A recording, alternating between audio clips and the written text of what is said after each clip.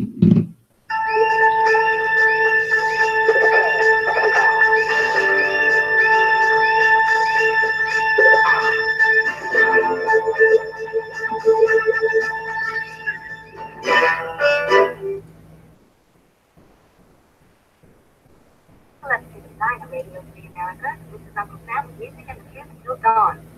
now, I've got a few words for some of our brothers and sisters in the occupied zone.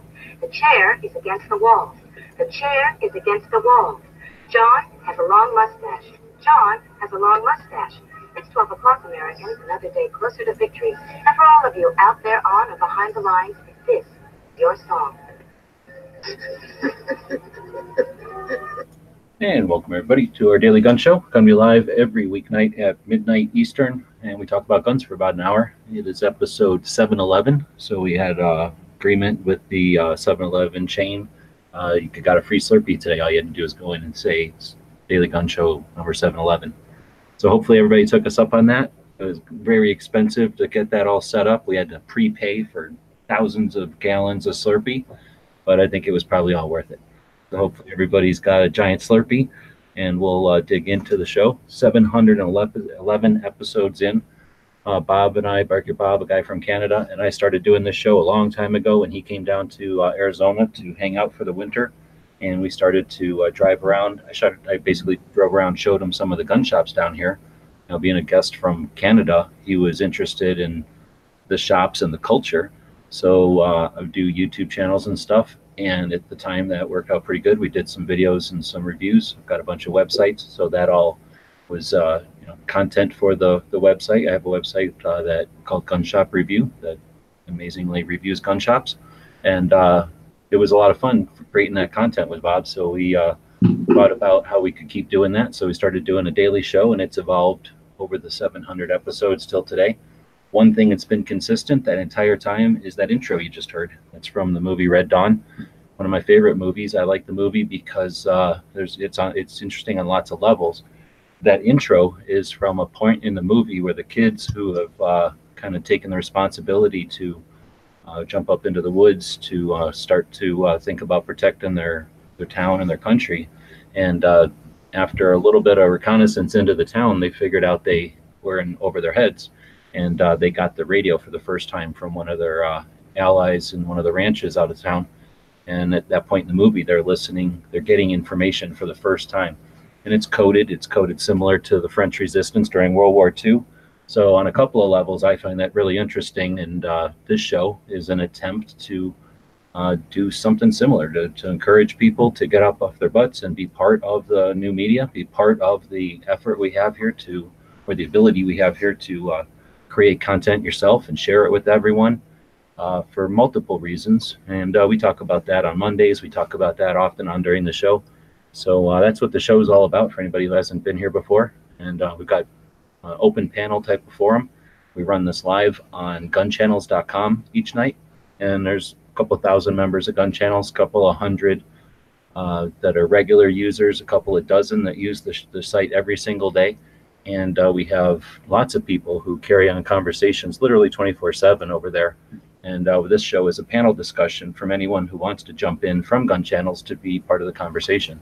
If you're watching this on another platform like gunstreamer.com or on guntube.org, two great Second Amendment focused video hosting platforms, we encourage you to check out the show live and check it out on Gun Channels weeknights at midnight Eastern.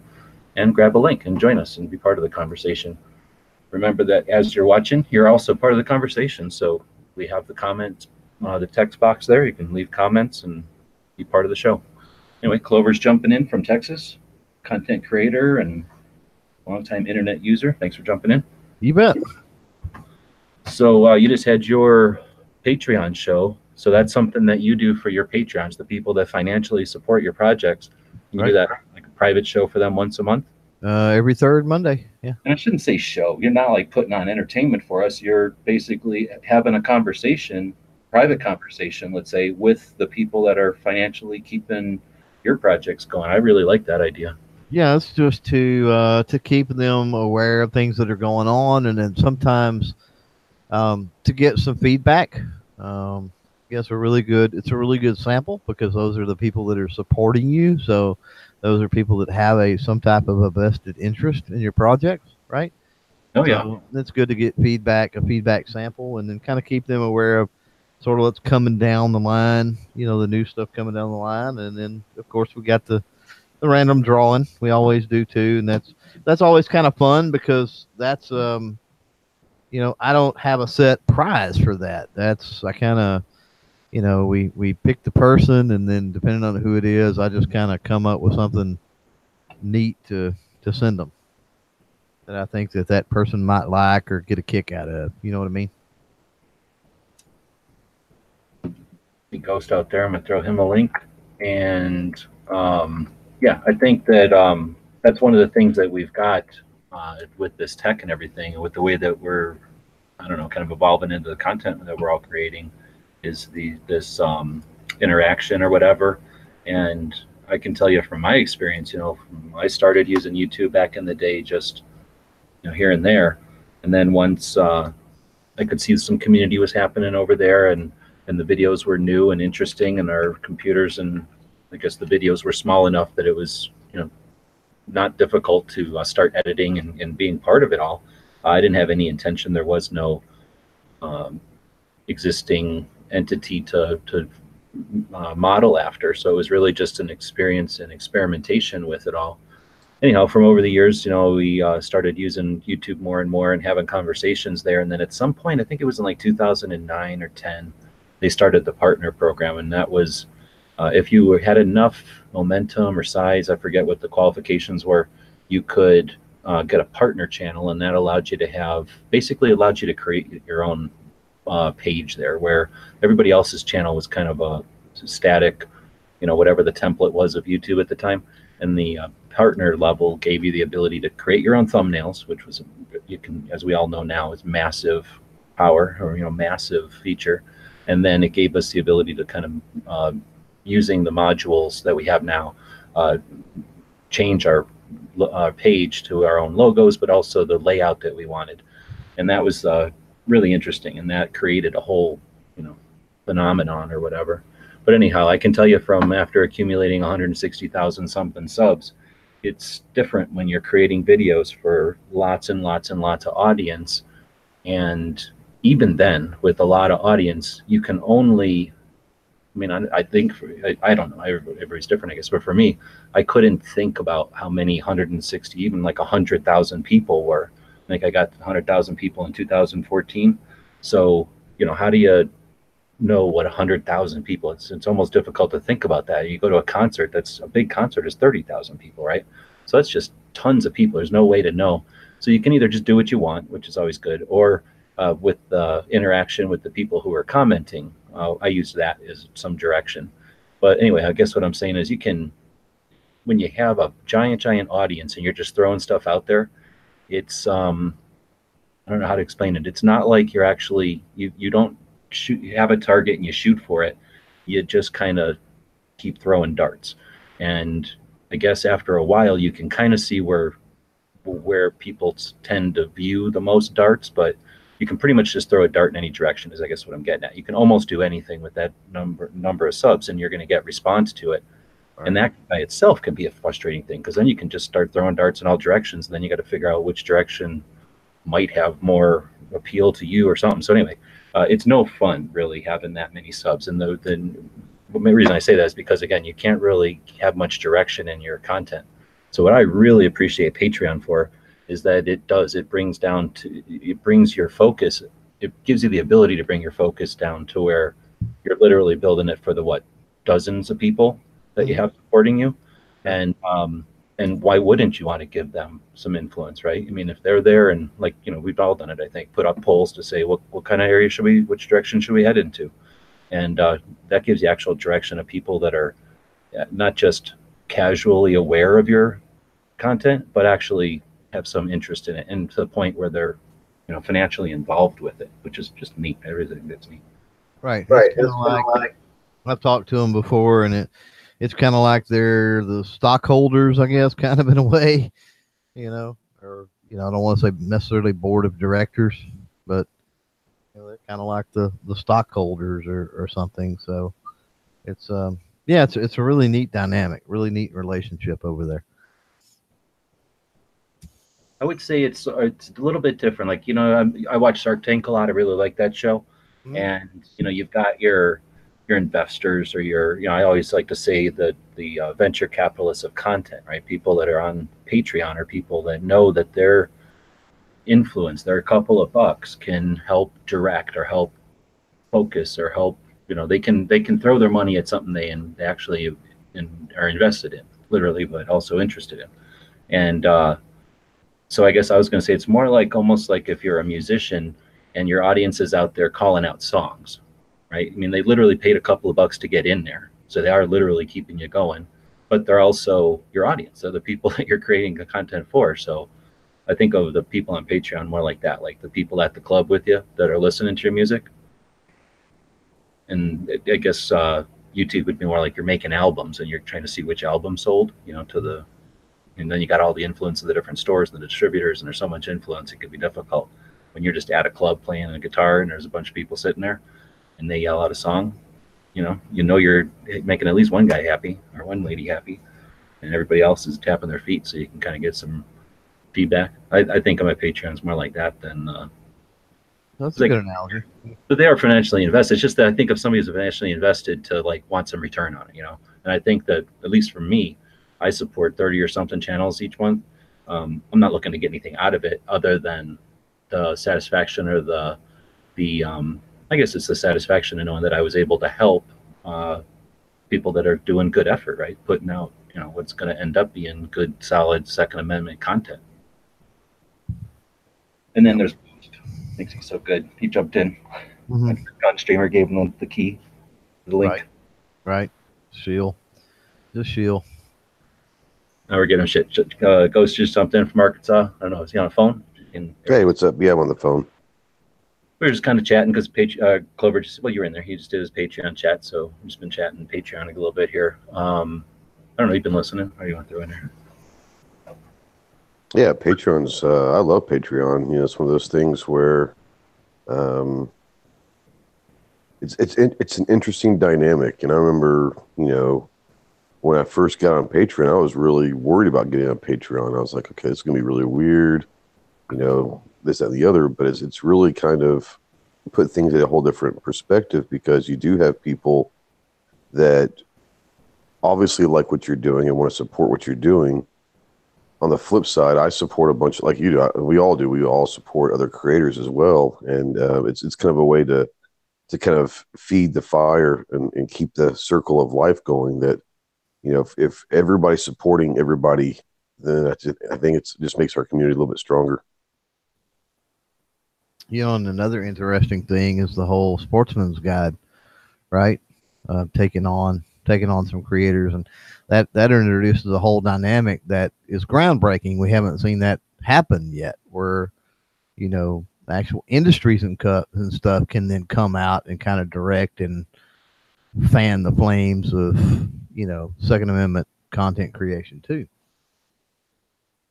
Yeah, and that's where, I agree. I think that's just the neatest thing, and potentially something we're going to see new, right?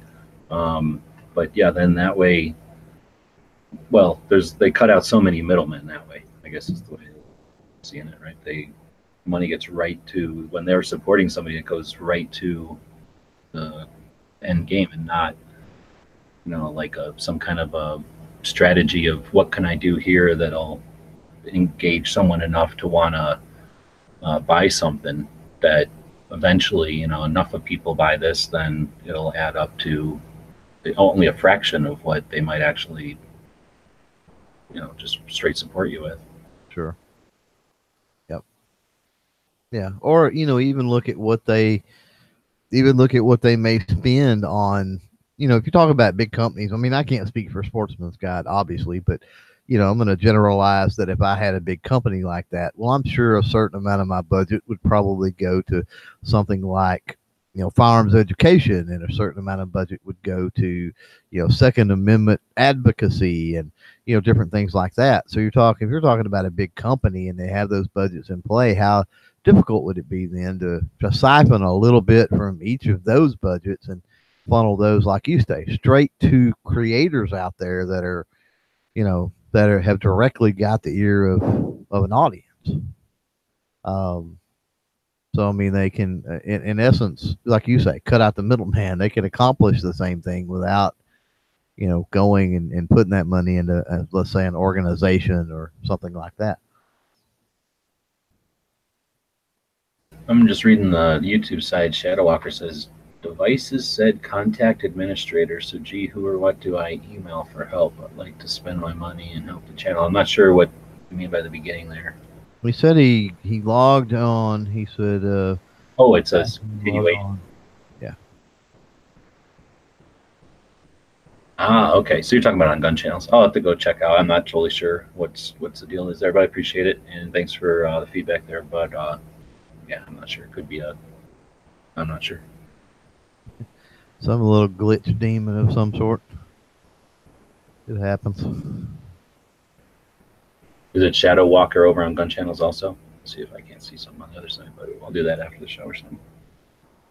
Probably so. Can he still, even though he doesn't pay, he can still log in, I guess. Interesting. Steven on the gun channel side is saying, he was saying something about like the earlier days of the gun website's YouTube channel. So I was asking what, and he was saying some stuff, and then he's asking, can you look up my first thumbs up? Nope. Is that something we can do? No. No. Yeah. Not that I'm aware of. I don't think so, because I could probably. I mean, if I had an idea of what video, maybe. They don't even tell you who thumbed it up. So. No, that's one of the great things that I love about Gunstreamer is you can see who thumbed videos up or down or whatever, and so that's interesting. That is true. Yeah, that is kind of cool. Now, something that is totally different, but it kind of is because, like you said, on Gunstream, I've noticed that too. You can see who thumbs down, which is interesting because most places don't do that. So Facebook goes out of their way to not have a thumbs down. You can only thumb up, right? And then they eventually, after years, put like a sad face or something. So, what do you think of platforms that give you a plus and a minus? I like that. Like YouTube gives you the thumbs down, which Yeah. I like a more direct thing, like a plus minus or a thumb up, thumb down. I don't like the Facebook where it's the happy face, lappy, angry, sad, stupid crap. The different levels. I guess in the day of 57 genders, I guess we got to have 57 emoticons to how we feel about a post, right? How hard is it to determine if I like this or I don't like this, right? Mm-hmm.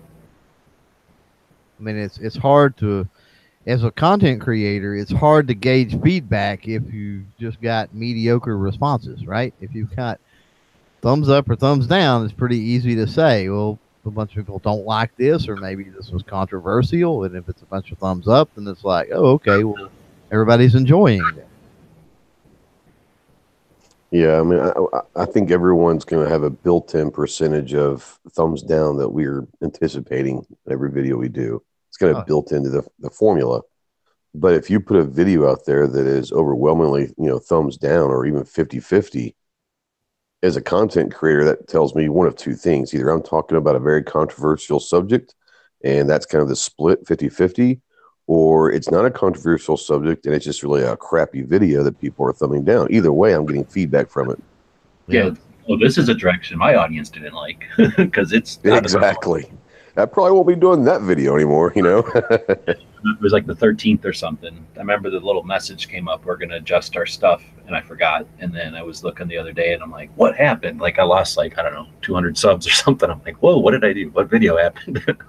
And then I'm like, oh, yeah, they went through and pulled up a bunch of drone. Well, and people thumb down, if we're talking about thumbing down, people thumb down for a variety of reasons. And people only thumb up, really, if they enjoy the content fully, because people can thumb down just because they don't like the quality of the video, right? It's something about the quality or the angle that it was shot or the lighting or something, or the audio, or just something silly like that. It has nothing to do with the message at all.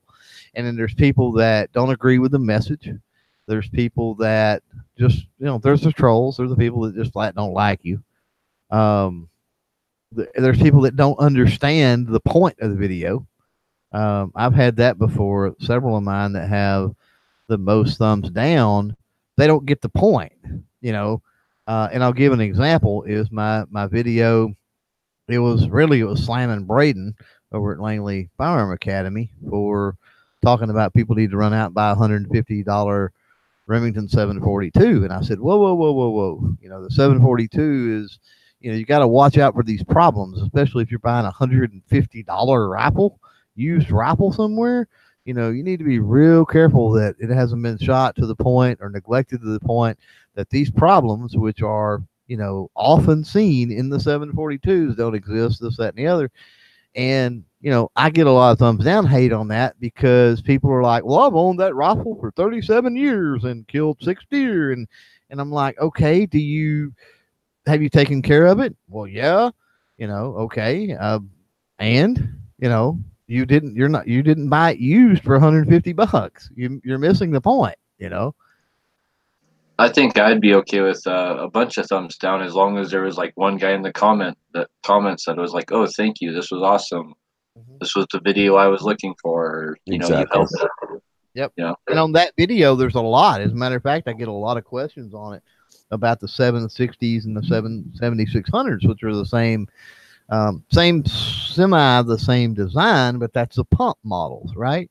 And it's like, well, if you know anything about the headspace problems with the 742, it has to do with just the violence of the bolt that wears and opens up the headspace. And it's primarily evident on the 30-06 model. And, I tell them, look, unless you're like the world's strongest man racking the rounds in there, no, the 760 and the 7600 probably are okay. Now, with that said, the metallurgy and the metals used and the basic bolt design and all that is still the same. So, with a lot of neglect, yeah, you could essentially have the same issue. I think one of the things that I know that I do, and I think that some people do, but a lot of people don't, is they'll watch the video, and I try to, when I watch a video, I'll always try to thumb up and comment, or at least I'll thumb up. If it's a video that really doesn't have a comment thing or to comment about, but I'll try to thumb up and comment. I think a lot of people have just gotten so accustomed to watching our videos, which is great. I love getting the views and all that. But you'll have, let's say, 100 views, and you'll have 20 thumbs up. Either you like it or you don't, And I would just wish people understood as creators, if you actually do like that video, give it a thumbs up, because that helps that video in the algorithm and the SEO get promoted more. So if you're out there and you're watching videos, it doesn't matter if it's mine or whoever's video, and you actually do like it, instead of just when it's finished, go to the next video, make sure you thumb that up, because that does help that creator's video to hopefully get the message out to more people. Mm-hmm. And a share is worth even more. A share is huge. Oh, and if it helped you, I think that you might have some obligation even to share it, right? Because that's kind of the whole premise of my channel is, if I do something in the capacity of trying to help and educate, and then in hopes that you take maybe what you've learned from me and then you pass that on to others and help others, and sharing is a part of that. So if you've learned something or found benefit, then share it. So maybe somebody else that can benefit from it. Yeah, because typically, let's just take Facebook, for instance, okay? If you were watching a video on YouTube and you like that video, typically the people that you're friends with on Facebook are going to be similarly like-minded than you are, because you wouldn't be friends with them if they weren't, typically. So if you have to understand that if you like a video and it helped you out, and you think there might be people out there that you're friends with, like on Facebook or wherever, that actually might like that video as well, go ahead and share it and say, hey, saw this awesome video. It helped me a lot, or I really like the content. Maybe there's someone else out there that could get some info from it too. So boom. It is important, because that's the whole thing is, there are people out there that are just trying to be entertainment. And there are some of us out there that are actually trying to create a catalog of information that can help people for years and years to come. It's not just the topic of the day. So yeah, for sure. Yeah, Potatoes out there. He said thumbs up aren't always because he even likes the video. So sometimes he doesn't like a video, but he appreciates what the creator is doing overall. So he likes the video because he wants the creator to gain more attention. Well, first of all, I mean that's great, and I think I sort of understand what he's saying in a way, is that you can not like the video, maybe not like what's said or whatever, but still appreciate the video, even if you like disagreed with it or whatever. And I totally get that. The um, as far as gaining more attention or helping the creator, then the algorithm weighs the ups and downs the same. So thumb up or thumb down, it counts as engagement.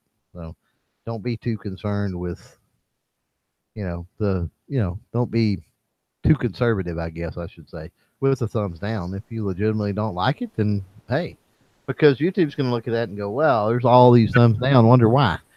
And other people look at that too, and they go, "Oh, wow, this is controversial, right? Look, why is there all these thumbs down?"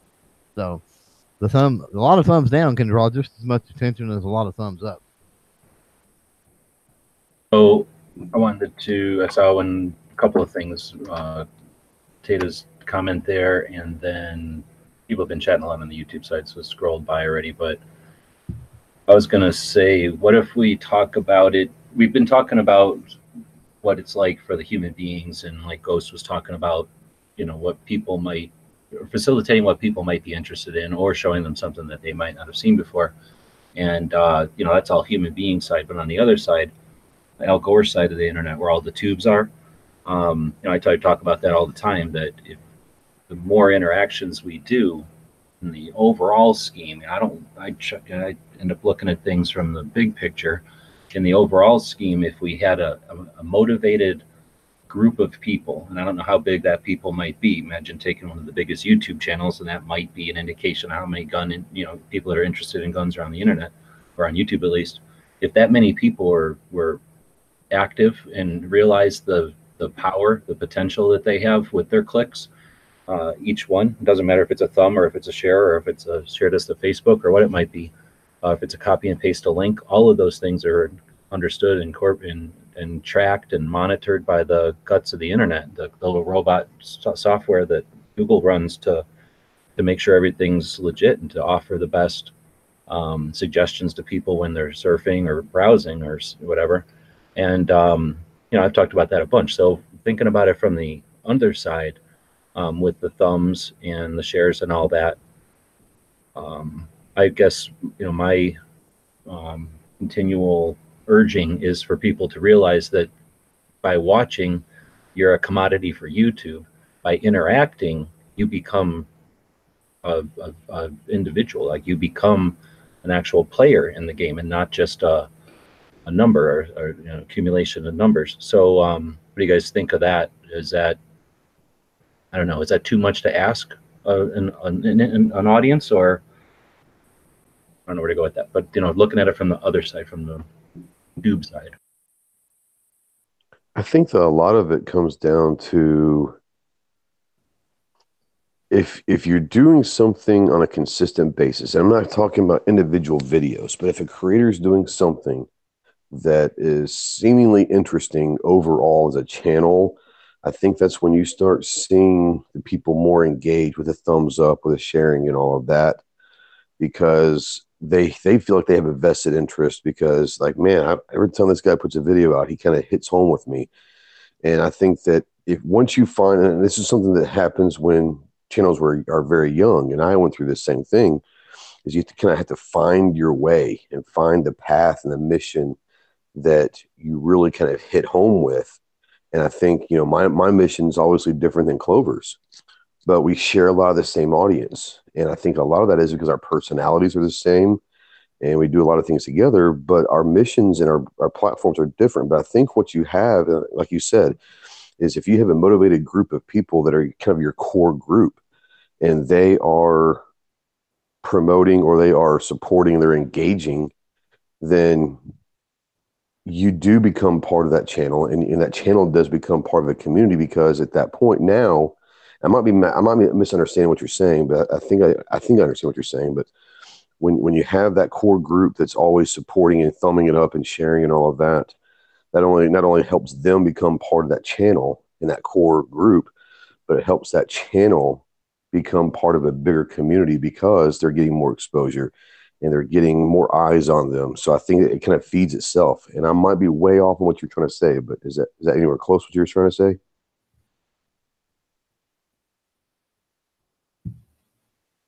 Wait, me or Clover? You talking about the engagement with that core group of supporting and all that.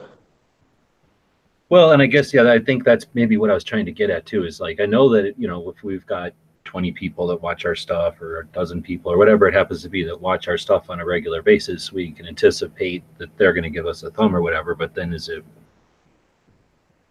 worth trying to motivate the rest of the many people, 100 people or something that might watch a video to get active and do stuff or what? Is that what we're saying? Yeah. And I was going to I had a buddy of mine who put a Facebook post out, and he says, "Hey, I'm thinking about starting this YouTube channel."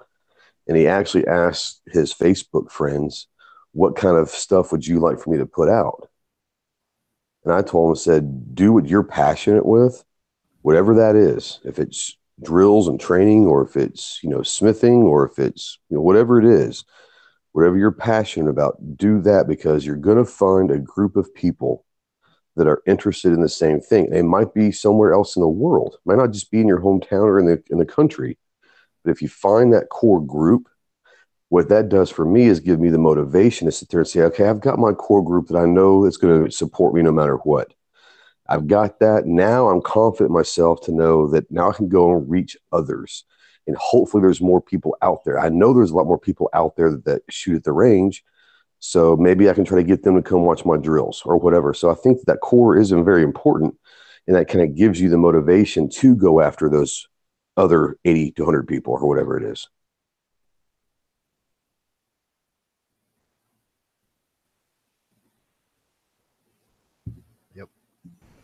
All right, we got a lot of stuff happening, and I'm trying to read the chat, and it's not working. So I'm going to do a palate cleanser. It's episode 711. Like I say, we had an agreement with the 7-Eleven convenience store chain today. That all you had to do is walk in and say it's a Daily Gun Show 711th episode, and you got all the free Slurpees you wanted. So what flavor Slurpee are you into? We'll go left to right, and we'll expect the people out in the chat to comment as well, and we'll see what all adds up. So, Clover? You know what? I don't know. Because there's not any 7-Elevens close to me. So I'm kind of wondering. Have you been to one ever, though? Yeah, I mean, I have. But you didn't necessarily get a Slurpee. So, Dead Horse? Yeah, no. Pina colada. Oh, Ghost? Mine was always the Coca-Cola Slurpee. That's solid. Mine was cherry. So, is there a blue one? Yeah. I think it was like blue raspberry or something like that. Is that what it was, maybe? We just called it blue always, but yeah, there was a blue. Seems like I've had the blue one. Of course, Pink is saying Mountain Dew, and he has a link on the Gun Channel side. So my next question, after what flavor of Slurpee, Slim is saying cola. I'm down with the cola. My next question is, I knew of 7-Elevens had Slurpees. They weren't necessarily the best, but they were good. Then there was Kmart that had something called an Icy, and that had like little balls of ice.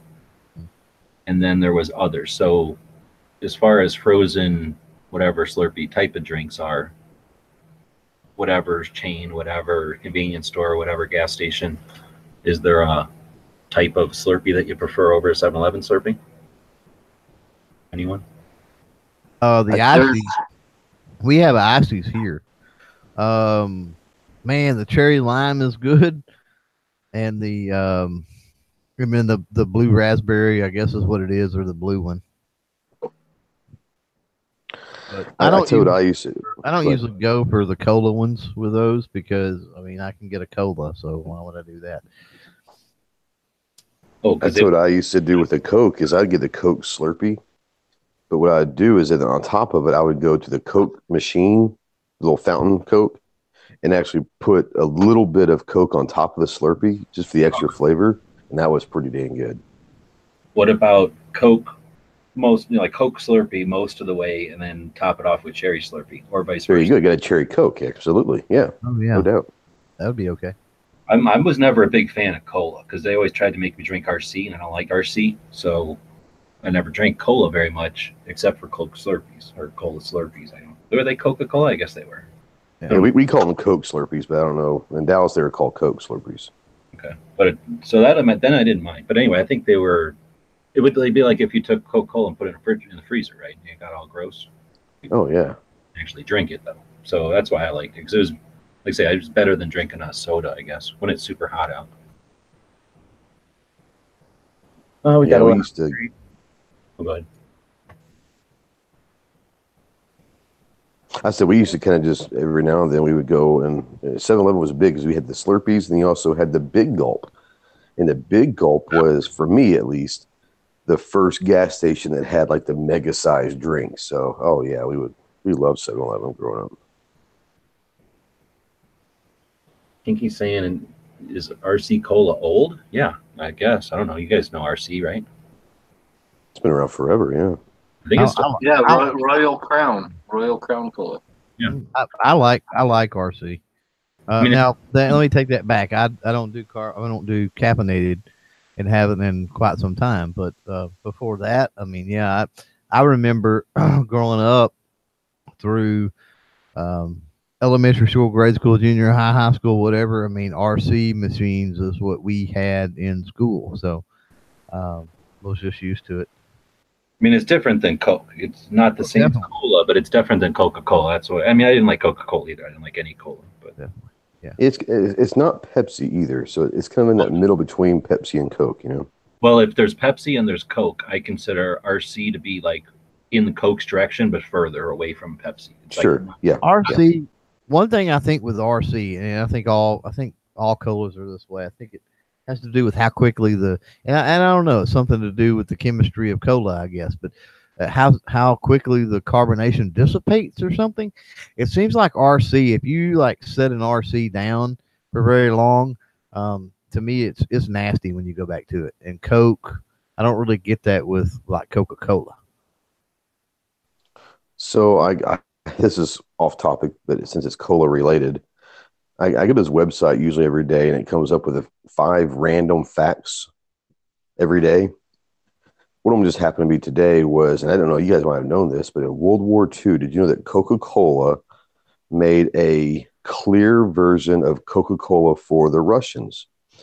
Our allied, the Russians, liked the taste of Coca-Cola, so they made it, but they did a marketing ploy. They made it clear because they thought that more Russians would buy Coke because it looked like vodka. That's a strange fact, but it's interesting. But it's true. You know, do you remember Pepsi Clear? They've done that with other sodas. Oh, yeah. So Dead Horse can tell you about Pepsi and the Soviet Union.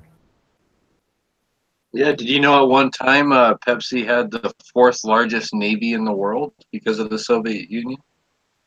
Wow. They owned more nuclear submarines than like every other country except us and Russia. Yeah.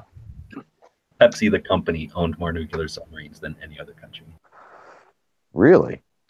Yep, because they had Pepsi was responsible for ending the Cold War, but the ruble was basically worthless like anywhere else in the world.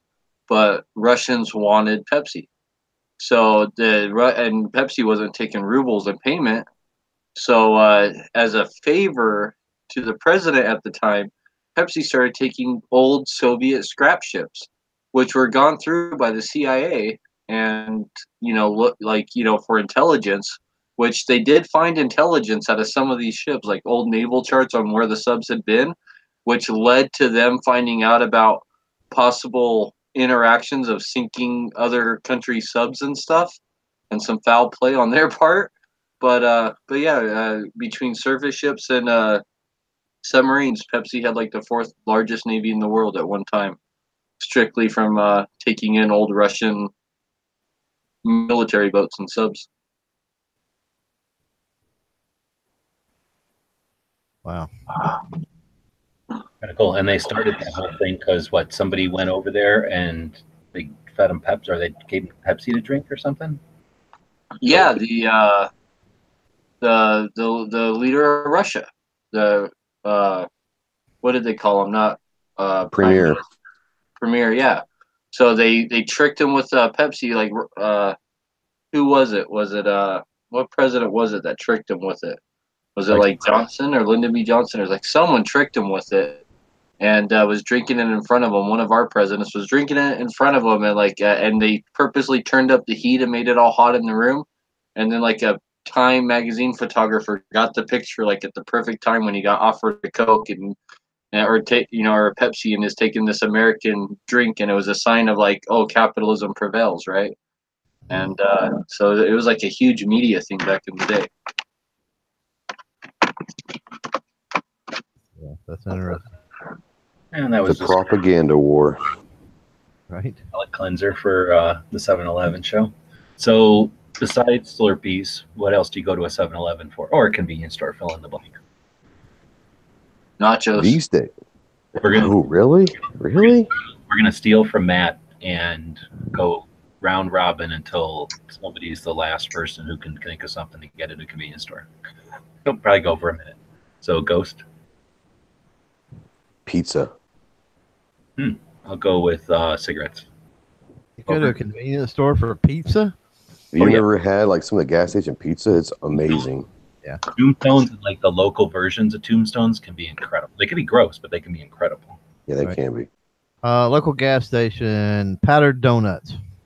You're talking like in a bag, the little ones? Yeah, or the little 6-pack ones even. Yeah, okay. Because nowadays the convenience stores around here have like actual donuts, but I don't know where they, but like donuts that you have to grab one at a time from the little cabinet thing. Yeah, like the Krispy Kreme or some Yeah. local place. Yeah. No, powdered sugar, powdered donuts. Dead horse. Well, energy drink. That's a good one. Ghost. Chips. That's good. I'll go with nuts. I get peanuts and stuff when I'm going to them. Clover. Peanut butter crackers. I have to try crackers more often. I don't think about those when I stop. Sometimes yeah. when you're Well, driving. they got all kinds. I mean, I say peanut butter crackers. You can open it up to. They've got them to where it's like they've got like cheese and chives. Yeah. It's like a cheese with like a green onion and like a buttery The club cracker. Yeah. Yeah, well, like a club cracker. Yeah, those are good. Those are good. Dead horse. Yes. All right. No kidding. Duh. Bread. All right. I've heard of that. Then I'll go with milk because I've definitely bought milk at them. Clover. Lottery tickets. Oh, that's another one. Yeah. Oh yeah. Dead horse. The bathroom. Oh, damn. Yeah, I'd definitely go to the bathroom zone. I'll go with condoms. Yeah. Wait, did I skip Ghost? Did I gizzard him? Ghost. I'm gonna go with air for your tires. Oh, that's a good one. Except I'm all cheap about it. I know the ones that have free air. Yeah. Clover. Ice. Oh, Yeah, that's a good one. Dead horse. Beef jerky. Yeah, that's valid. Ghost. Beer. Oh, snap. Reason they're in business, yeah. So I'll go with the easy route and say booze because there's always those little bottles of booze back Sure. there. Yep. Oh yeah. Oh yeah. And I've definitely bought booze at convenience Oh stores. yeah. Yes. Yes. Clover. Peanuts. I already said that one. Oh, did you? Okay. Yeah, we've had so many. I don't know. Candy bar. Oh shit, that's another probably 80% of their sales. Dead horse. Oil. All right, we'll count all. We'll not so they're not like Automotive stuff, yeah. Cool. automotive stuff. Yeah. Ghost. That's a good one though. It's always more. Medicine. They have like Tylenol and stuff like that. Yeah. I'm just always going to cheat off a Ghost and say the like pep pills. I mean, it's not quite energy drinks, but like they got the trucker Yeah. pills. Yeah. Sure. Yeah. Clover. Cell phone accessories. Oh, Mhm. yeah. Yeah, they are. Dead horse. Gun magazine. Oh, see, we're getting Ghost. I'm gonna go with ice cream. They have like little shells of ice cream they always get. Oh Yeah. my. Oh my. That's where I ended up getting those little dots. Like, what are they called? Ice cream dots or whatever. Oh yeah, Dippin' Dots. Yeah. I didn't even know about those when I got them. Oh, greatest Oh, I thing just ever. had one, and now I can't think of what it was. I couldn't steal off of ice cream. Newspapers. Ah, that's a good one. Clover. Wow. Man, it really depends on what gas station you're talking about, I guess. If we're talking about the ones around here, ammunition. Seriously? I've been to gas stations with ammo for sure. Yeah. Hell yeah! I wish I had some of those here. Dead horse. Sandwiches and hot dog sandwiches. Yeah, they definitely have those. Some of them, it's like pizzas though. Some of them are like you'll eat it on a dare, or like if you're starving, and then other ones like you'll go across They town. usually have expiration dates on the ones in the cooler and stuff, you know. Oh no, that's what I'm Yeah. saying. Some of them are like they put like a real deli in the back or whatever, and they're whipping out really better than Subway type sandwiches every day. Mhm. Or at least I've seen people in line buying them. So I'm assuming they're like that. Ghost. Coffee. Yeah, that's a good one. I don't know. I'm reading the side chat over there, so that's cheating. That is cheating. Did somebody already Hell. say lottery tickets? Yeah. Yeah. I did. Okay. I'm having to grasp at this point now. Well, how long before the buzzer tick Yeah, goes off? exactly. I got timed out of Bruce Willis a minute ago. I got one. We already said magazine, so I'm gonna have to. I can't think of one. So Clover.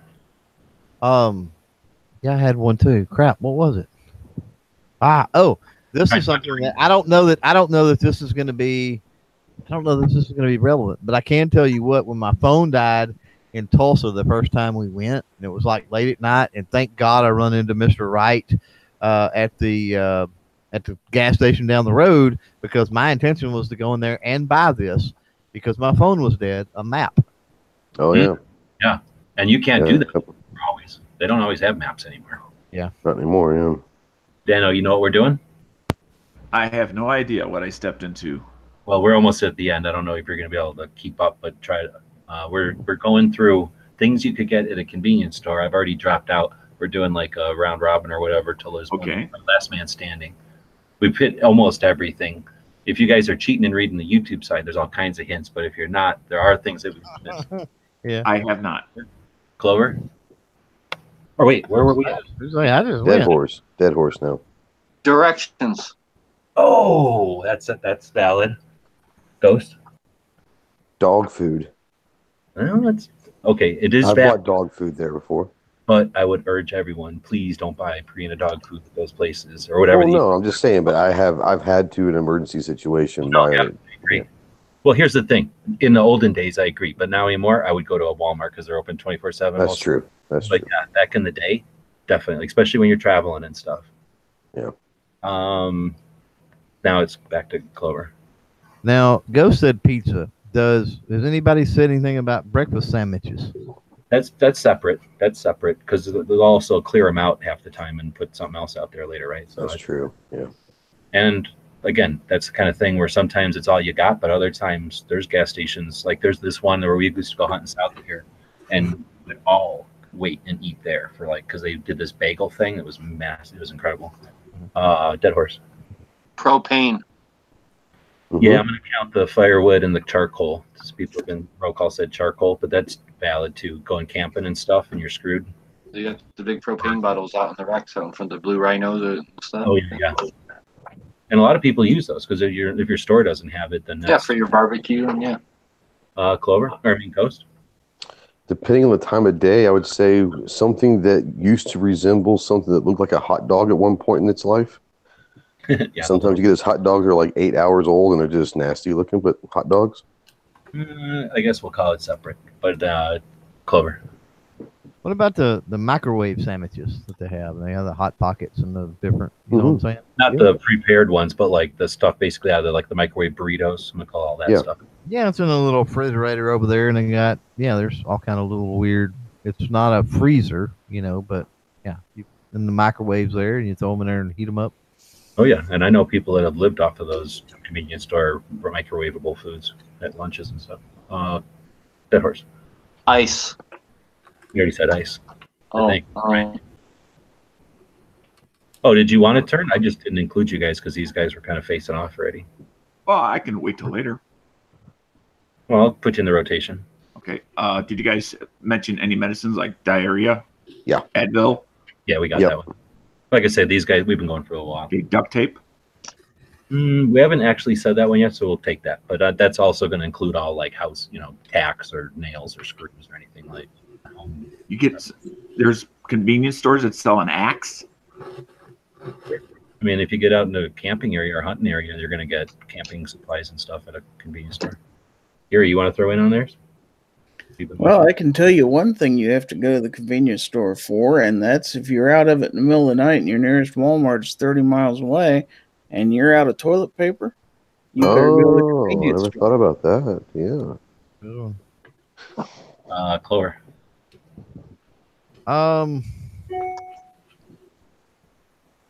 Yeah, I guess at this point, good Lord. One giant one that we missed, and it hardly has been said in the chat. And I'll just. Is it for the ladies? Is it the batteries? For both. Oh, nobody said batteries. That's a good Batteries. Nobody Yeah. has batteries. Batteries is a good one. Anybody mentioned feminine hygiene? Are we just throwing stuff out now, or are we going in order here? No, let's. Good point. Good point.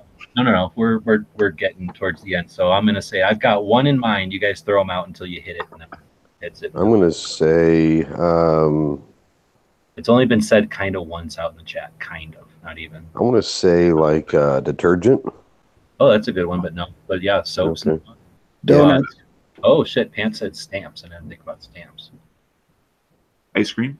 Money orders? That ice cream. I'm going to say like school supplies, like pens and paper. Phone card? Beer. Phone cards. Postcards. We said booze, yeah. Postcard. That's true, I guess. And it's kind of like a map. Like if you're in an area and you're not sure where to go, like you might check a convenience store or a gas station for a card. Like I'm going to say like T-shirts and hats. You're talking like souvenir stuff? Yeah. Souvenir stuff, yeah. Somebody already say like phone minutes for a card? You just did, yeah. I thought. Oh. But that's a valid one because a lot of times people travel and you had to do that back then. About like water and Gatorade. We never really said that, so that's true. How about gas? Anybody say that? Yeah. That was early. Liquor? We said that one. Yeah, we covered that on many. All right, Smoke, so I think- tobacco products? Yep, Yep. I got that. How about a phone? 'Cause Lottery tickets. We said that one. So I'm going to say we're going to end it. The one that I don't think we said yet. I think somebody said candy, but did anybody say gum? I think gum is. I was thinking gum, but I figured that would fall under candy. Gum is a candy. Yeah, it kind of is. Well, Slim Jims. I was thinking, I said candy, and I was thinking of gum being separate when I said that. And the opposite of a hot dog is not a sandwich. When I think of candy, I think of like a kid or somebody with a sweet tooth. When I think of gum, that could be like a smoker, somebody who's drinking, somebody who didn't brush their teeth. Like a lot of people do gum. Well, you've got chewing gum, and then you've got bubble gum, right? Yeah. That's two different things too. Oh, sunglasses. That's another good one. Oh yeah, cheap sunglasses. I've got 1,000 pair of those. Well, And anyway, they're rarely cheap. and we did that because this is episode 711. So I hope everyone took us up on the free Slurpees today. And it cost a lot of money, hundreds of thousands of dollars to buy millions of gallons of Slurpee material. Wow. It was a gamble, but I probably should have done more promotion of it. But we'll see. I bet you it paid off. We got 23 viewers, so I think it was worth $1 million. Yep. Most definitely. So just another little convenience store thing. When I was in school, one of our friends ran a convenience store during the night. Not ran, but his job was at the convenience store during the night. They had like a 30% theft budget. Like they expected 30% of the stuff in the store to get stolen. Like that was Holy cow. Yeah, this was right by the U of A. And it was like mostly beer. It was like 30% of their budget was like beer runs or something. Well, see, like when I was in high school, like the local, like the corner gas station that was coming up my house, he was one of those people that if you got there past 10 o'clock, he was a guy, if you had money, he'd sell you. He didn't ever check ID. And so that's why we bought a lot of beer from there, because he never carded. He didn't care. So, yeah, we bought a lot of beer from the gas station. how big of a thing are, since we're talking convenience stores, and why not? It's my show, I can do whatever I want. So convenience stores, I don't think they're unique to our country, but I don't travel internationally, so somebody can tell me if that's true or not. But how big of a thing is convenience stores? When you think of things like frozen food, I think of that as being like, freezers and frozen food. Massive change in everything, right? Corn syrup and the whole corn industry and stuff, like massive change in everything. Fast food, drive ups and stuff, massive change in everything. All the corporate chains now, massive change in food. Gas stations and credit cards and stuff, massive change in gas stations. Like, how influential have 7-Elevens and the convenience store been to the American culture? I can tell you in Japan, because I spent a lot of time in Japan, that Japanese gas stations are just that. They're like our old gas stations where you can go get gas, or you can get oil change, you can get tune-ups and all of that. They don't have the convenience store inside. Now, typically, they have convenience stores. They're smaller stores on the corner of the streets, but they're not attached to a gas station type thing. So over in Japan, they still do sell full service gas. Like you pull up and you don't get out of your car; they put the gas in for you still. But they have stores, but they're not attached to gas stations like most of them are here these days. This is going back to the 70s, but in England, France, Germany, Switzerland, they had convenience stores that were not necessarily gas stations. That was a fairly common thing, especially in cities where space is limited. Out in the countryside was where you were more likely to get, if you were like off of their whatever they call their interstates, a gas station that would also have additional convenience items, although not necessarily what we think of as a full-blown convenience store, but they would have quite a few things. But in town, it was either a gas station or a convenience store. It was not both. But that was, 40 years ago or whatever it was. And that's sort of the way it was when I remember being a kid, too. There was gas stations and convenience stores were kind of separate. They've been kind of, I don't know when did they kind of merge? Seems like maybe the 90s or something they started. Yeah, probably the 90s, yeah. When Exxon and all the big gas companies started getting into the grocery business, Yeah, they figured out they could make even more money if they sold bread for twice as much as the store. Exactly. But our whole travel and vehicle culture, I mean, it's probably, I don't know if I guess somebody else have to figure out if it fed the culture or if the culture required, if it was just a natural result of us driving around that, it's going to get more and more convenient. I think a lot of it started, honestly, in America, at least I'd say, with the trucking company, with the truckers driving on the highway. That's when you start seeing the gas stations that would have food and showers, and the truck stops kind of revolutionized what we thought of convenience stores because they traveled so much. They can go into one place, get their diesel, get something to eat, get some snacks, get some sodas, whatever. So I think maybe the truck stops kind of revolutionized it.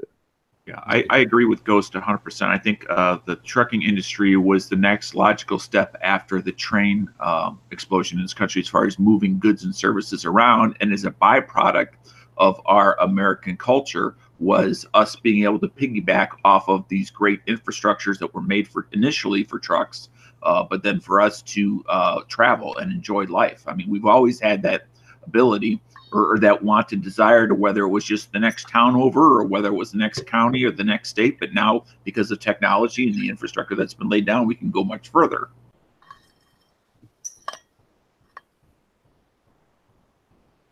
I'm done.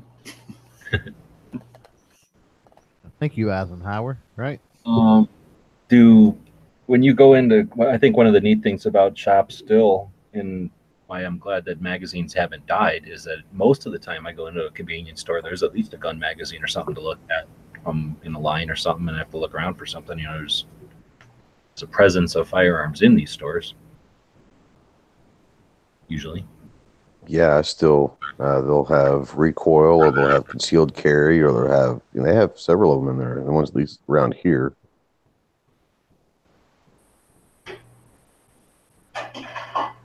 And I hope that's an indication of that at this day and age that they would bother to print distribute and all that if they weren't moving them, right?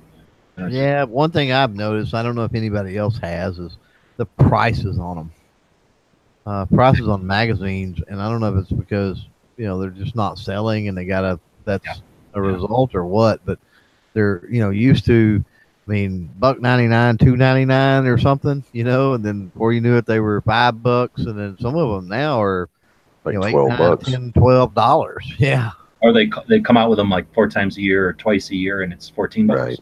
Yeah, exactly. Would you rather, since we're talking about magazines now, would you rather have like whatever the really inexpensive quality paper and have it be $5 or less, or the $12? Because nowadays when they're $12, they usually gonna last forever. They're really, really nice magazines. The quality. I like the nice magazines because I'll tend to read several things, like read them a couple times and keep them around, and especially like on trips and stuff, right? Like I might read a magazine front to back on a trip, 3 times or something, while waiting at the airport and planes and stuff like that. So yeah, like I think I'd rather have a nicer one.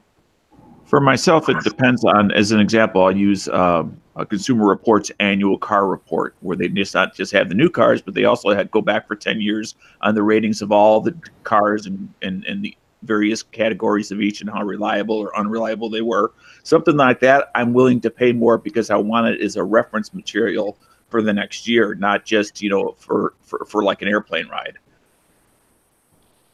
Versus basic eye candy of pictures of guns with no good review. Yeah, that's I'm the same way with like my hand loader magazines and stuff like that. That's something I'm going to keep around, and so yeah, I don't mind paying a little extra for it to be a little more sturdy and that sort of stuff. It's going to get long-term use, right? So it sounds like, and I'm the same way. So it sounds like if something's going to come out once or twice a year, you want it to be good quality. But if it's every month, you could really care less. Because I'm that way. I agree with that basically. Man, remember when Shotgun News was still Shotgun News and it was paper? I used to love that. I don't care if it was paper. It was like almost a newspaper. It was a newspaper.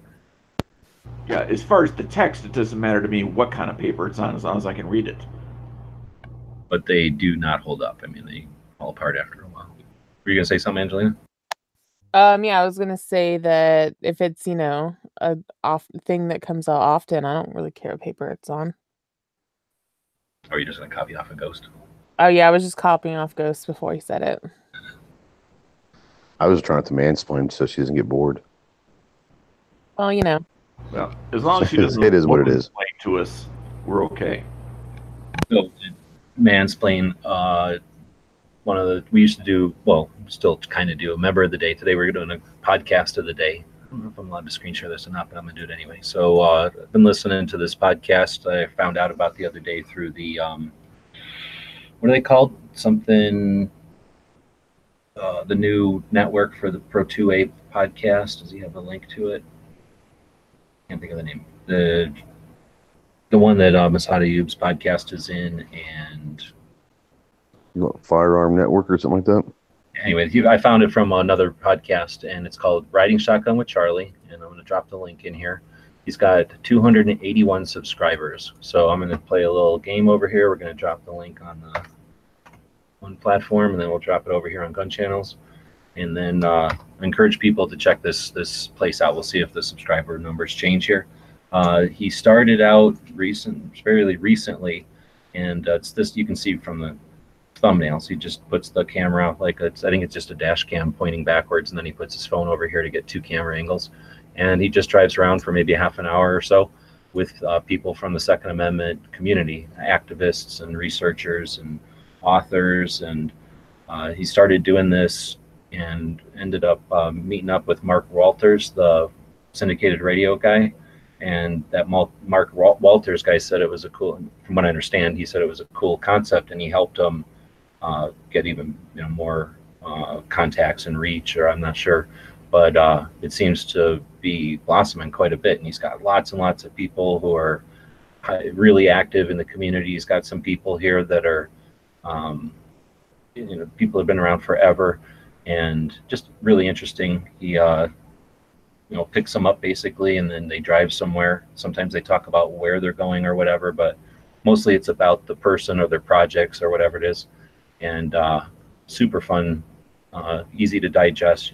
I don't even have to watch really, but it is neat to see the reactions, and if you are watching it, you can see them having a good time or whatever.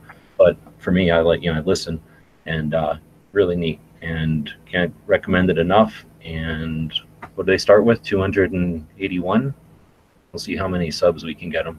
If you want, just as an experiment, jump in. I just listened to this Rhonda. She's Chicago Guns Matter.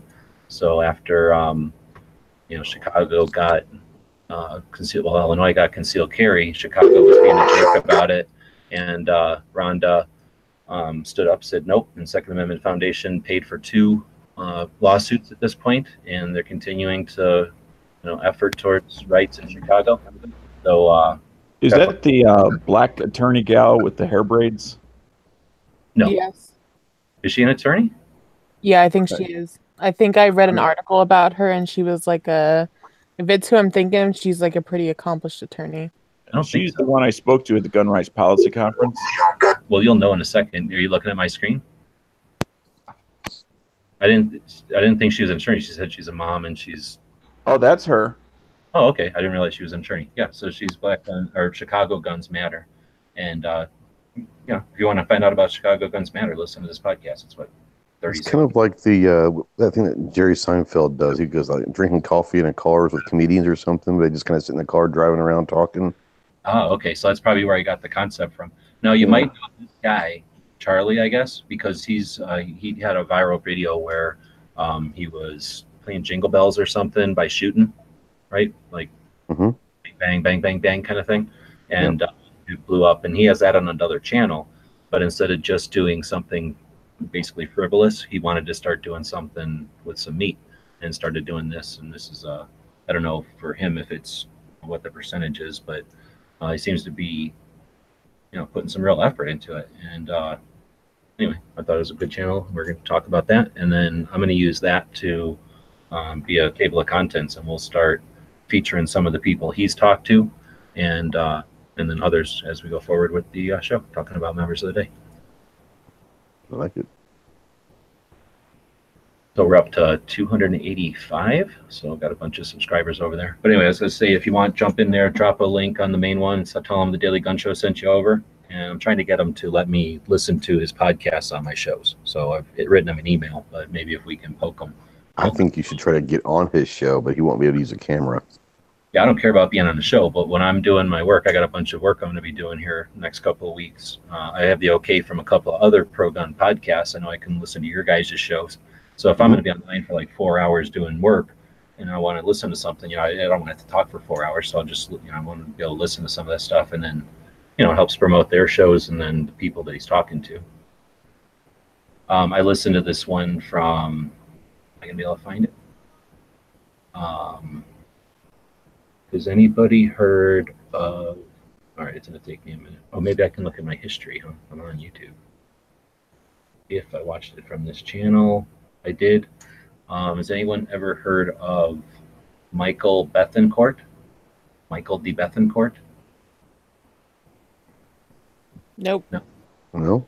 The name sounded familiar to me when I saw it. That's why I listened to it. And it's a 45-minute one. Really, really neat. This guy is an advocate of snub guns, snub barrel, small revolvers for defensive use, and has really neat stuff. He talks about a competition, I guess, like a shooting event, where it's in a noir theme. So instead of like cowboy action or instead of some kind of tactical military thing, it's noir, right? So detectives of the 30s, I guess, 40s, and snub guns. So short barrel revolvers. And he says there's 2 stages with reloads from speed loaders, 2 stages with reloads from speed strips, 2 stages from reloads with loose ammo. And then the last stage is paintball revolvers, revolvers that shoot paint, and you against potentially multiple adversaries. So actual little force on force. And these are competitions, events, whatever you want to call them, that he does like once a year at a range. So it'll happen often, but like once a year at a range. So it's not like a weekly thing. So it's more elaborate than your typical once a month type of thing. anyway, just a really interesting guy. He also does a lot of hand-to-hand, and it's just interesting hearing. He started out being a carny at carnivals as a kid. Interesting. Got kicked out of every college. I think he said he went to like 10 plus colleges. He got kicked out of every one, and then started selling police supplies back in the day. And then because he was selling police supplies, he started to ask to go to training so that he could sell the supplies better. And he became interested in the training, and he became invested in the training end of it from all that. So it's an interesting story, and he talks all about it. They're in Boston, and they go to the bridge where the Revolutionary War started. So it's just ultimately fascinating. It's a really neat concept, and he executes it really well.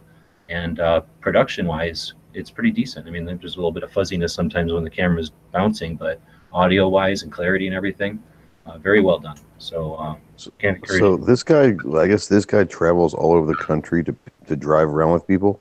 Well, for example, he went to the Gun Rights Policy Conference, and he does half-an-hour rides. So I'm assuming that during the conference, he snuck people away, drove around with them, and then that created a bunch of content. So it's obviously well-funded then somehow if he's going to be traveling all over the country. He's not traveling all over. That's what I'm saying. He went to the Gun Rights Policy Conference and probably was able to get a whole bunch of videos made. He'll go to SHOT Show, get a whole bunch. Okay, I got you. Okay. Does travel, so he'll go to a town where there's more than one person to meet up with, because it sounds like it is a project that has some funding to it, but it's not like he just does nothing but drive around doing this. I don't think so. I get the impression he has some other job, and he's doing this as a professional hobby or whatever, with the intent of creating a library of these interviews. We've talked about it on other shows and stuff, but one of the nice things, or one of the positive things we have about the new internet, the new media, that we can take the phone and we can record. I've done it with Dan Southard, who's a really cool guy. He was there at the what do they call the Berlin? What was it called when they stood off at the Berlin during the Cold War? Can't think Talking about at the bridge in Berlin. At the wall. Yeah. Anyway, I can't think of it. I'll think of it when I'm trying to think of it. But anyway, I was able to ask Dan if it was okay to do some recording, because I was just interested in basically emulating what Artisan Tony had done back in the day, interviewing some military guys and hearing some of their stories, right? And I learned stuff from Dan that I never knew just from our conversations over the years, and I've known him for like 10 years. And just, we never got into some of those conversations. So anyway, I guess what I'm saying is, if you think about it, we all have these phones, and we all have contacts and people that we know, networks of people that we know. And if you're interested in, or if you think about it, you can record some of your conversations with these people, and they're there forever. Stories don't disappear. They're there then. So I think there's definitely worth there, not just for gun stuff, but obviously for gun stuff, it's awesome. But just for general, there were stories and stuff my grandparents told me, and went in one ear and out the other. If I would have recorded it, there might be some way for me to, leave that to the next generations. But anyway, I think there's value in these kind of efforts. So not like to hear their stories, but then he's also archived, their, sort of this interview, and it'll just always be there. So in our 2 generations later, when they're researching where was gun advocacy and Second Amendment advocacy in 2018, we're creating stuff that doesn't disappear anymore. And we don't have to wait for Trump to do it. Everybody can do that. Yeah, it's a pretty cool thing. Riding shotgun with Charlie. I'd check that one out. So we also like to talk about a gun shop every day. Anybody got a gun shop we can talk about? 286 over there. Yeah. What's the last gun shop somebody went to? My local one that I go to. Angelina? Knight's Tactical in Camarillo. Have we talked about that one before? I don't think so. Was this a gig, or you went in there to shop? I had lunch with a friend, and I was driving through the parking lot, like on my way out, and I saw it said guns on a window. So I drove by because it was like, like a moth to a flame.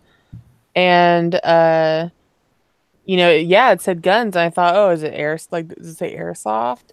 And sure enough, when I went in there, it was real guns.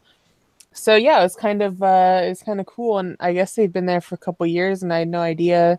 The guy was super nice. Had a lot of guns in there actually, which is kind of rare for the area because there's not really a lot of guns in gun stores. But he had a good assortment of rifles, a good assortment of like new pistols, some law enforcement only stuff, and then a good little consignment case actually of like pistols and stuff.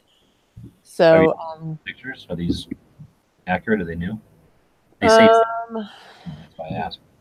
yeah, I mean that looks like, yeah, that's it right there. So see, I saw that guns and I was like, oh, what's that? So this is 5 years ago, so they've been around for a bit.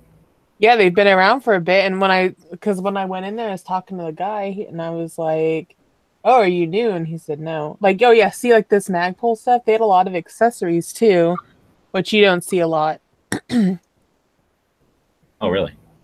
Yeah, I mean, like he had, and the prices on that stuff, usually when you go into a gun shop around here to like get Magpul stuff and like stuff of that kind of nature, it's real expensive. And his prices were really good. Everything in there, even the guns, dude, they were priced like super good. These knives, he had like a Griptilian in there for under $100. That's cool. Well, if he's in business that long, that's got to be an indication that he's.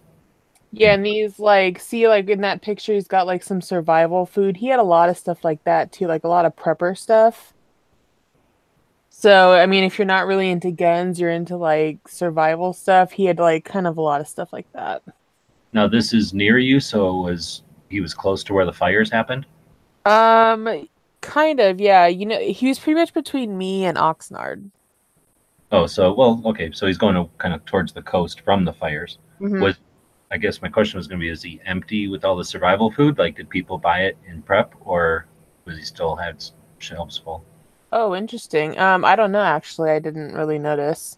But probably, I mean, I would imagine he had a rush. That's what I'm thinking because it says right over it. So those signs makes a big deal about his survival stuff. Yeah, and they had a lot. And then you can't really see it, but actually in this picture right here with those rifles and the shotguns, to the left of that, he had like this little like law enforcement memorial area that was kind of nice. But yeah, it was a good store, and like I said, the prices on there were really good, and the guns were crazy reasonable. Like for California prices, like he could have definitely marked everything up, but his prices were super fair. And yeah, actually, I'll probably buy a gun from him.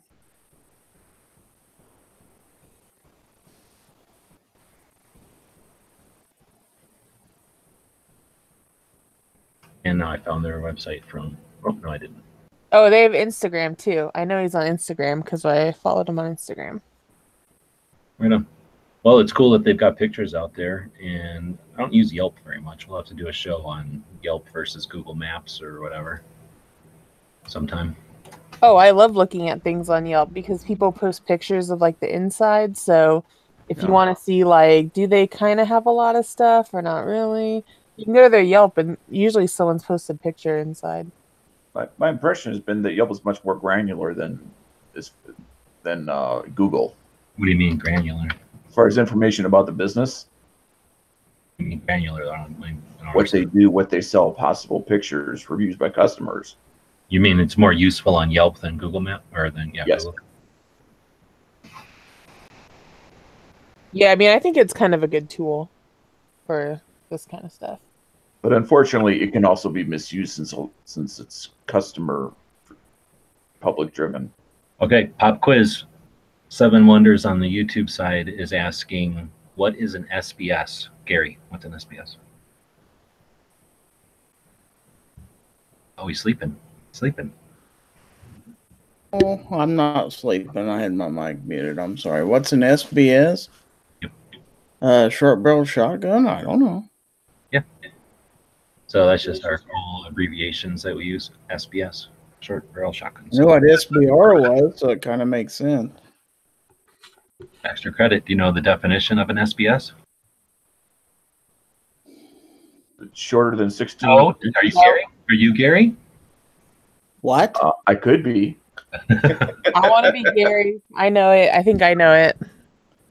I'm asking Gary if he, for extra credit, if he knows what the definition of an SBS is. Well, legally, a shotgun barrel can't be less than 18 inches. Yes. That's partial. Partial. So I'm presuming with that designation, it's no longer illegal. So it would be less than 18 inches. It'd be an NFA item, not illegal. It'll be required to be registered, yeah, but illegal to own without registration. Right. Because I cut down the barrel on mine last year, and I was warned you better measure that thing about 5 times, because if you cut it too short, you could go to jail immediately. So, How many times did you measure it? oh, at least 2 or 3. Avoided jail. Avoided jail. Yeah, because if it said if you cut it too short, you may as well cut the rest of the shotgun up too. Get rid of it. Well, the nice thing about most shotguns, at least pumps, right, and autos, is you can take that barrel and throw it away if you mess up. You just replace the barrel. Right. With an 870, it was cheaper to buy a second 870 than to go find a barrel. Sometimes they can not be easy to find. This was an old enough shotgun. It's kind of hard to find barrels for it anymore. Right on. So we like to talk about a gun shop every day. We did that. We like to talk about something interesting in the community. We did that with what's the name of the show? Shotgun with Charlie. And he has a good introduction because he calls it Shotgun with Charlie. He kind of talks about why it's called Shotgun. We also talked about 7-Elevens and convenience stores because we're on episode 711. So anybody else want to throw anything else out there before we head out? Buy things from alaninker.com. Right on. You got any sales going? Any specials? Well, I always got the best special going on for Gun Channels members, which is just use code Gun Channels and save 20. That's right, 20%. Which is pretty awesome, and I appreciate that you're doing that for everybody. Do people take you up on it? Sometimes, yeah. Sometimes we get a couple sales that go through with the sales code, so you save quite a bit of money, actually, because 20% is a decent little chunk. I've used it. I do have a reminder, and that's for everybody here or out there, is states often change their laws as of January 1st of the new year, particularly with gun laws. Make sure you are familiar with laws that may be changing in your state specifically. I know in my state, we have a couple of things changing of Illinois. You need to be aware of what's changing in your state. That's a good point. California. Reach out to your state gun rights organization. They will most likely be the best source to go to. And then go find that or take that information and relay it over on Every Second Matters. That's the whole concept there, is that we can all monitor locally and archive for the nation. But good point. California's got a few days, and then you have to have FF or 4473 or something to do ammo, and you can't ship ammo anymore, and you got to be 21 to buy anything, and there's an extra weight. Like you guys are getting whaled on here now. Yep, we are losing a lot come January 1st. So let's head over to Spreadshirt. Show of hands, who all's on Spreadshirt? Angelina, you got anything going on over there? No. Kind of productive for you, I suppose. Clover, anything going on? You got a Spreadshirt? Oh, yeah.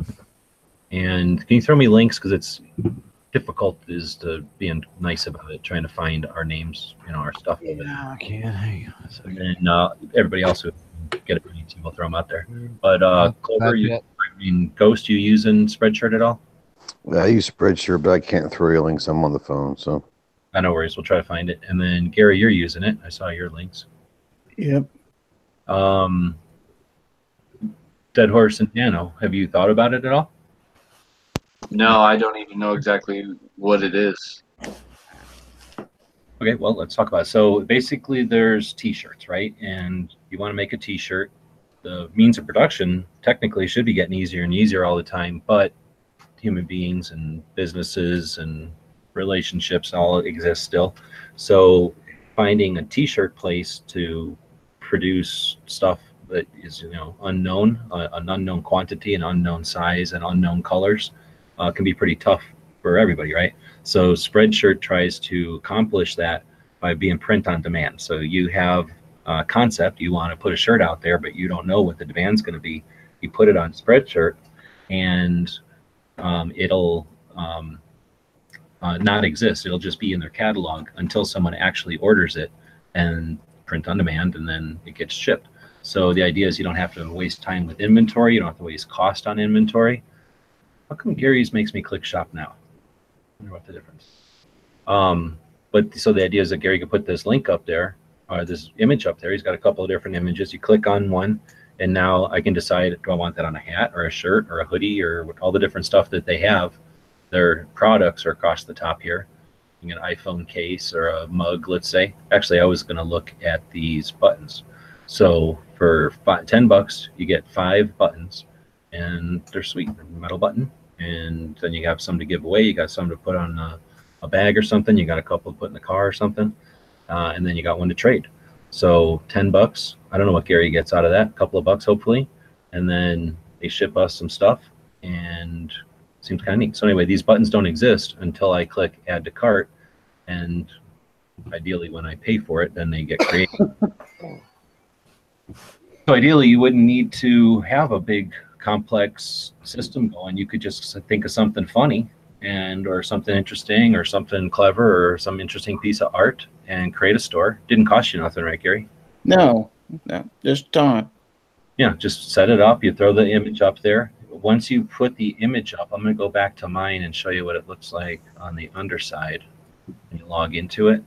So you've got the store. Right? Clover's got his store set up so that you just start seeing designs, and then you pick one that you like, and then again you get to choose. Well, that's interesting. You don't get the whole list. You have it set up differently than I do.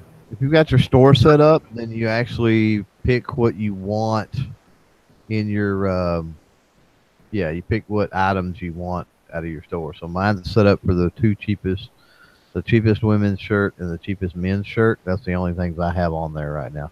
Oh, okay. See, I did mine a little differently, where the design exists. You click on the design and you can literally choose anything that they have, and the design is on it. Yeah, just a different way to do it. But so you basically have two sides to what I was going to show you here. You put your designs up, and I'll go to my design. So you click all your designs up there, and then they're inventoried over here. You take those designs and you make products out of them, or not. You could just put the designs up there and let them go. But if you want to create a product to put in your store, you just make up products. So I took a shirt, just like Clover. I took the cheapest shirt, stuck a design on there. Once you got a bunch of them in your store, then you can sort it out or whatever. So I sorted it between topics like gun channels and Every Second Matters and whatever. So and then you're done. You basically just sit there and let them cook. Oh, I guess I should mention, when you put the design up there, let me go back to my designs, you can tell it how much you want. So like right now, I just did this Poco Ghibli thing during match chat earlier, and I wanted Travis to be able to get one for nothing, or cheapest possible. So I put the price to 0. As soon as he buys one, I'll flip it to $5, and then I get $5 every time somebody buys one. But all these other designs, I have them in at $5. So if anybody ever buys a shirt, that $5 is my cut, I guess, or my profit on it. And then you could set that to 100. You know, you can make the shirt cost $200 or something. But so if you're for a fundraiser or something, that might be a way to do a fundraiser, like outside of like an Indiegogo or something like that. Anyway, so you set up your design, you put it into a product, and then you arrange your store with your products. And you know, we can get more detail on that if anybody ever wants to, but you can see that Clover set up his a little bit differently than Gary, and Gary's a little bit differently than mine. But in effect, we're all putting up just some designs that took us some time to create, and then, you know, we put them there. Oh, right on. And then you just sit and wait, right? If somebody buys it, great. If they don't, no harm, no foul. And if nothing else, Gary's out there putting stuff up on the internet that, you know, well, I guess your stuff isn't super gun related, but it's got gun channels on it. Well, and your stuff has guns on it. Go ahead. A couple of things to remember too is that, and I've seen it on Gizzard's page, I don't see it on mine, but there's discount codes all the time that you click that redeem, where it says redeem up there. So definitely look for those. Normally, because Oh no, there is one now. Because I was going to say I was looking and trying to get a code, and it was like a blackout date right here. Like I couldn't find a code for this week. Yeah. I think after the first of the year, it goes up to 20%. Yeah, it goes back to like 19 or 20% at the first of the year. I didn't know there was a 15 though, so that's awesome. So Yeah. go use this code. Cyber Monday was 15% and free shipping. So Ooh. it was pretty good. Go to Now, if Gary. you're a creator, one thing I would highly recommend, because I run into it and it kind of sucked. They took a lot of my money. Make sure you fill out the tax information and get that emailed back to them, because they take out like a big huge maximum thing out of your pay if you don't do that. Ah, okay, that's a good tip. They literally take like 40% or something. So when you put these up there, I don't know how to get the interface, but somewhere in here it'll get, Clover's description in here, right? Are these actual comments? Oh, nice. You're getting comments too. So I was going to say what we can. Let's say Dead Horse, like you got no interest in trying to make $1 million selling shirts or anything, but if you think of something funny or clever or whatever, you throw it up here. It doesn't cost you nothing, and it exists. And then in the comments of it, if you put in there like, this is my gun channel shirt and I like gun channels, or this is my whatever, fill in the blank, and this is my link to my fill in the blank, it's a valid platform. And there's a lot of people that use the Spreadshirt. It has an influence on the internet. I put links in all my descriptions to my stuff, so it's just another foundation spot on the internet that's now linking out to gun channels and to Every Second Matters and to the Daily Gun Show. And whatever I put, like Clover puts his thing up for his podcast and he could link to the podcast, puts a thing up for a specific show, he can link to that, or put something up for his own store, he could put a link there. I don't know. I mean, we were talking about the underside of the internet earlier. I don't know if all these things necessarily turn you into an instant millionaire, but they are putting at least effort in that direction, right? Of getting a more and more solid, I don't know what to call that. It's a established network of links out there. Mm-hmm. Oh, dang, this is a nice one. Where'd you come up with this one? Photoshop, basically. You just came up out of nowhere? That's awesome. Yeah. Dude, seriously. Is this one selling? How long has this been around? I just saw it for the first time. I haven't been on Spreadshirt forever. It's probably been on there since the summertime, I bet. Oh, dang, dude. Are these selling? That's fun. I've sold a few, not many. Right on. So, yeah, playing around with Photoshop, throw the design together, put it up there, like putting a hook in the water. So that's that's Spreadshirt. So far, they don't seem to be anti-gun. No, they had so far. First time I got on there, they had all types of tags. Gun humor, gun rights, gun. Oh, you mean there's established categories in there? Yeah, there was established tags. You start typing gun, and it just gives you a list. Yeah. Yep. Oh, you guys put them out there. Thanks. They get a little pissy over what am I thinking? Over copyright. Like my CloverTech charms, they wouldn't. I couldn't really? Work. Yeah. That's interesting because they're not even. What do you mean? Because of shape? That's crazy. Told me it was a copyright. No, I'm talking about the one that Angelina did. Oh, the cereal box one? Cereal box one or whatever, yeah. Oh, really? That's like weird. Wouldn't let me have it. Huh. I have, so what you're talking about is like I put my designs up, right? And they don't give two flips. They don't answer the phone or reply to you, or they just really don't care. So. Oh, really? That's interesting. We've had that conversation before. It's like it works well as long as you don't really have an issue. But yeah, if they say no or whatever, you don't get to argue with them. Well, they're in. My question is, if I use one of those cartoons that G made up, how much of a cut does he get out of that? Nothing. I'm happy that you're using them. Feel free. Okay. So I was fixing to use mine and make one. So yeah. Oh, I should also say I'm already exploiting you guys anyway. I got Travis and Night Strike up here. I got Comrade Gary over here. I got Robert Dano from Red Dawn, and I got Clover, Gary, and Dano in this picture. So I'm raping in the money off of you guys. Okay, cool. Well, I got a won't question copy for you, the G. designs you're already selling then. Can I throw the gun channels G like on a sleeve or something? Yeah, feel free. I don't mind. Okay, cool. So what I was going to show you though, you put up a design, and then I've already done this, but it'll have a button here to put it into the store. So like I mentioned, you have to you can have more than one store. I guess I should show you. You can have a store for your gun stuff, a store for your, I don't know, your gardening stuff, a store for your food, right? And then have different designs in each store. So you can put up a design and have it go to maybe 2 different stores, but whatever. You tell it you want it to go into your stores, and then you can decide if you want your design to go into the marketplace, they call it. So the marketplace is, I think, what you're talking about, Clover. Like, they won't take copyrightable stuff, right? So like a lot of mine are pending on the store right now. Like, I applied to go to the store, and then like you're saying, they're doing some sort of test or whatever to see if it's legit. I think a couple of them have gone into the store, I guess, or the marketplace, excuse me. So I guess of my 50 or 45 designs that I uploaded there, they've only allowed 9 of them so far to go into the marketplace. Mm-hmm. So that means is that my design, like the chair against the wall right there, I guess they've accepted that one. Or this is the Stinger missile from Angry's platypus thing. And then that thing, and then Every Second Matters. They took those, which means that, well, I put Every Second Matters, I put $10. Everything else is $5. If somebody else just finds this when they're searching Spreadshirt, I guess, then I'll just get $5, and it doesn't matter to me if they went to my store or not. And that's where they probably care about the copyright. So they didn't copyright my van and Every Second Matters.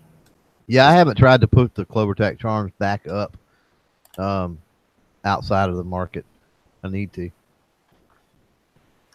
Well, in the market, you mean? Oh, you mean like in your own store? Yeah, just in the store. I bet you're in your store, because they let every one of my designs go into my store. They don't care. And some of my designs, well, I guess they have you guys on them, but I was going to say, I'm sure some of mine are probably. Well, you're talking major product, major trademark, major copyright stuff too. I tell you another one they wouldn't allow in the marketplace. This is weird. I didn't even use the same font. You know, remember the shirts that said "Got Milk"? Oh yeah, yeah. I did one that said "Got Clays," and I did one that said "Got Ammo," and I did one that said "Got Guns." And it wasn't even the same font. It was the font I normally use for all my stuff. They kicked all those out too.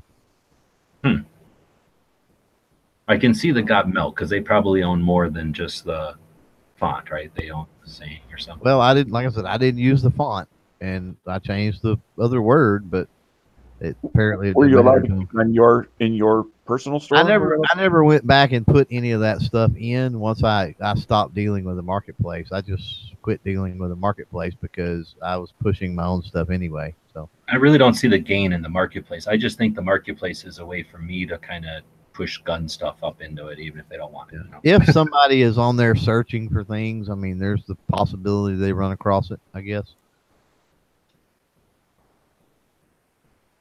Are you guys all putting $5? Are you guys putting different amounts for your?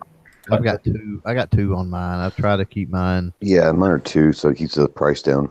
And that's why I only got the cheap shirts. That way it's economically priced. It's like $17.49 a shirt. Well, let me throw this out there. Not everybody's at the same level. So some people don't care about $40, and they might just want a nicer shirt, right? So yeah. I would recommend, at least as a test, throw some out there that they can pick whatever thing they want. Yeah. They can pick a $20 shirt if they want. I need to go back and add products, and I've been meaning to do that. I just haven't yet. No, but I did figure out, because I said I've been saying it's talking about a Spreadshirt for a couple of days, but I went in and I deleted all my old stuff, right? And I put in all these new ones from scratch. When I pulled everything, I realized that either because of the old system or whatever reason, I wasn't paying attention. I had everything set to $1 before. So 2017, which is the only time I ever made any money over there, sold 20 shirts in 2017, and I made $20. So it's not necessarily an income source if you're down a couple of dollars. Nah, I haven't sold any. Yeah, I average maybe 2 a month, maybe average. Definitely 1 a month. But but again, the way I'm looking at it is, if you've got a clever thing like Ghosts, that revolver with the stock and the sight and everything, that's hilarious. I mean, I would think something like that is potentially gold. Somebody's going to go, oh yeah, and they don't care about $20, and they own that shirt, and you got $5. So it's almost no cost to throw. It's like free fishing. It's like you don't even have to have a fishing license. So I would Right. recommend throwing them out there. You never know what's going to catch. And here's the thing about this kind of platform. Let's say, I don't know, India, where there's a billion people, I think, really, like literally, right? If something catches on with 12-year-old, well, that's, I'd say it's old enough, 15-year-old girls, people that can afford to buy something in India, and what, 200,000, of the 4 billion 15-year-old girls in India think it's funny and buy it, or it catches the eye of somebody in another country the same way that we put weird, Chinese language stuff on tattoos or on shirts and stuff. Like somebody buys something just so they think it's funny or it reminds them of something in their culture. We're in a big planet, and you never know what's going to catch on a hook like that. That's true. Yeah. They look at them cats and Gary's and start thinking, lunch. Right. But cat shirts, I'm sure that we'd all be amazed how many dollars in cat shirts have sold, right? There's probably no way to I tell. haven't sold any shirts of any kind yet, but I've had a lot of people. I have a lot of people who are fans of George for some reason. So I thought, well, I'll throw a George design out there. We'll have to cartoon George at some point, if you're down. Yeah, I'm okay with that. I think he would be too. I could ask him, but I'm sure he'd be all right with it. You can bribe him with belly rubs. There you go. All right. Well, we got kind of caught on a spreadshirt tangent there, but I'm curious. As like I say, I've been neglecting it for years, and now that I've been playing with it, it seems kind of neat. And I'm liking the idea of just throwing a bunch of designs up there. And it's cool if the people from gun channels like them, but you never know. Somebody might like that Force Factor gun channels team, and buy it, and then you guys get famous, and they get rich, and everybody's happy. Well, if worst comes to worst, I can always buy my own stuff and give it away as prizes. That's what I mean. I waited for the Cyber Monday, and then, like I said, it was 15% off and free shipping. So I bought 3. So I mean, just for your own. And I think that may help if you wear, because Yankee does that. He wears a lot of his shirts in the videos. So does Tim. So does a lot of people. And I think that could help. Buy them when they're on sale. Buy some for yourself. Wear them in your videos. And then something that I've failed to do this entire time is even mention in the video that, hey, if you like this shirt, it's available over on Spreadshirt. Or even put a little thing down, just text down on the bottom or something of the video even. Oh, yeah. So, and that's the thing. We talk about linking because we want our projects to be networked with, other efforts that we're doing online. We want to, link things for the humans that it might be surfing around, and we want to link things for the robots that are, verifying everything or evaluating everything. But this is a little different than just a link to a video where you're hoping maybe a sub comes along. This is something with a payoff. So I think there's definitely value. Assuming Spreadshirt works for everybody, it's not a scam or something. We'll find out after a few months, I suppose. But well, I've been doing them for a while now. I haven't had an issue. Yeah, and that's one of the reasons I decided to even pay attention to it, because that FFF place screwed me over so bad that I was sick of wasting time waiting for them to do anything. And your success with it made me want to play with it. But I think it's definitely valid putting the links to your Spreadshirt with your other whatever descriptions you're doing on any kind of content, because you definitely want the person browsing to find your store. I mean, that's right. Money. Yeah. And the only other bad thing, I guess, is they pay quarterly. So that kind of sucks. Oh, it's not like a threshold. If you meet this much a month, you're going to get it. They pay out. Mine at least pays out quarterly. I may need to go through the settings and look, but yeah, regardless of how much it was, it pays out every quarter. So. Right I mean, if it's $10, cool. If it's 15 or $20, cool. Whatever it is,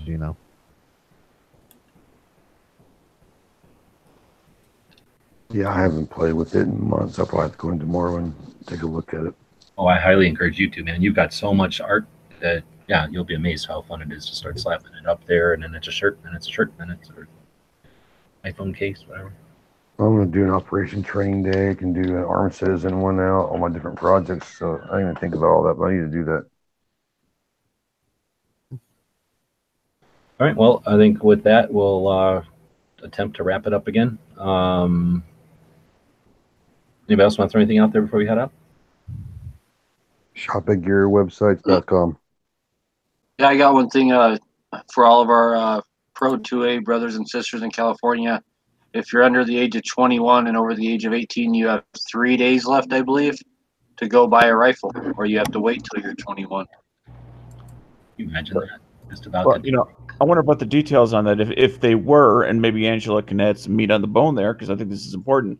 Were to go out, tomorrow and lay down the money as far as the hoops that you got to get through. If they were to get delivery on or after the 1st, would they still be able to get it? From my understanding, no. That's why it's got to be done. Like, that's why you only got 3 days left, because they have a 10-day waiting period, right? So it's got to be done 10 days before the 31st. So that gives us till the 21st. Yep. I think it's got to be done by. That's what I was thinking too when I first started seeing the countdowns. I was like, wait a minute, that's not the. Oh, I'm like, oh yeah, it's because they. I mean, a lot of times they have it where as long as your DROS is started, then you're in the clear. Well, but this is you're no longer eligible, right? So that I'm guessing because it was pretty consistently all the countdowns are telling me 3 days also. Well, I mean, that's gonna be pretty shitty. So if you know anyone out there, like if you have any friends or family or anyone, any 18, 19-year-old, 20-year-old kids who might even be in the military or something, you might want to see about them getting some of the guns that they might want right now, because they might have to wait several years before they can buy them and arm themselves.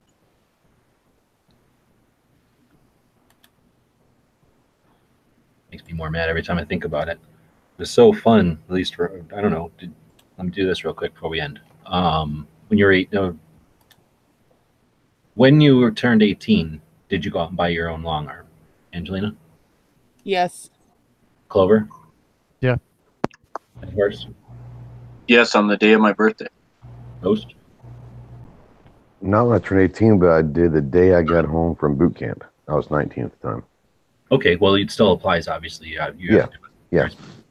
You would have had to wait 3 years now. 3 years from that. Gary? Okay, did I buy what? A long arm when you turned 18? No. Dano? No. Okay. But for those of us that were, I mean, obviously if you weren't into guns or whatever, then it wasn't a thing. But for those of us that were into guns and, when 18, that's like driver's license, right? It's like, oh, I can go drive by myself finally. Like that's the time when you can go be an adult. And that's just been snatched from however many millions of Californians. Right. Age groups. And that's sad because that's a massive win for the other side. That's however many, I don't know if anybody's seen any numbers on how many people that's going to affect, but that's a whole bunch of people have just been, that their right has been taken away, their opportunity has been taken away. It's for future people, all the future people too, because, it doesn't matter, like for now, forever until that law gets changed. It's 21 now. So it's 4-year-olds that haven't been born. Hopefully they'll change before that, but it's horrible. Let's flip it around to something more positive. Does anybody know what Sunday is? This Sunday, the 23rd? Let's see if anybody in the chat knows before we wrap it up. Nope. No idea. Holiday. It's a holiday. It's an alternative holiday. Alternative holiday. Oh, it's Festivus. Festivus this Sunday. That's right. It's Festivus for the rest of us. Get your polls up. All right. Thanks, everybody, for joining us. It's been a pretty good chat. I think we went 2 hours tonight. We'll be back same time tomorrow.